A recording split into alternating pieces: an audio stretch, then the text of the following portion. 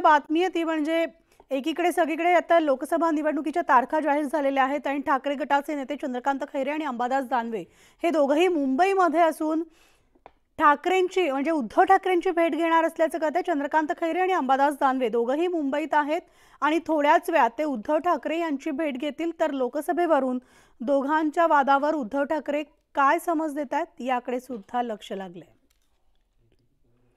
आणि याविषयी आपण अपडेट जाणून घेऊयात आमचे प्रतिनिधी सिद्धार्थ गोदाम यांच्याकडून।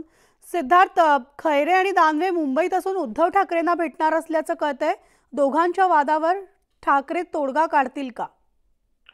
संभाजीनगर लोकसभा उमेदवारीवरून दोघांमध्ये वाद निर्माण झाला होता आणि तो चव्हाट्यावर आला होता। त्यानंतर दोघांनी एकमेकांवर आरोप केले। मात्र आज दोघाही नेत्यांना उद्धव ठाकरेंनी मुंबईला बोलवले। अंबादास दानवे आणि चंद्रकांत खैरे दोघेही मुंबईला पोहोचलेले आहेत आणि निश्चितपणे या दोघांच्या वादावर तोडगा त्यांना काढावा लागेल, समज द्यावे लागेल। कारण लोकसभा अगदी तोंडावर आलेली आपल्याला माहित आहे। त्यामुळे दोन मोठ्या प्रमुख नेत्यांमध्ये नाराजी आणि वाद पक्षाला परवडत नाही। त्यामुळे उद्धव ठाकरे यांनी त्या दोघांना आज बोलवले आणि दोघांना काय नेमकी समज देतील हे महत्त्वाचं आहे। मात्र या दोघांचा वाद गेल्या अनेक वर्ष पिढ्यानपिढ्या त्यांच्यामध्ये वाद आहे आणि तो वाद नेमका निवडणुकीच्या काळामध्ये येत असतो आणि पक्षाला फटका बसू नये किंवा पक्षाला त्याचं नुकसान होऊ नये यासाठी मातोश्रीवर त्यांना बोलवलेलं आहे आणि दोघांचा वाद मिटवण्यासाठी त्या ठिकाणी उद्धव ठाकरे काय भूमिका घेतील हे महत्त्वाचं आहे। आणि ही काय पहिली वेळच नाही, अनेकदा मातोश्रीने त्या दोघांच्या भांडणामध्ये वादामध्ये मध्यस्थी केलेली आहे। मात्र यावेळेस काय मध्यस्थी होते पाहावं लागेल। आणि दुसरी महत्त्वाची गोष्ट अशी की अंबादास दानवे हे शिंदे गटात जातील अशी चर्चा,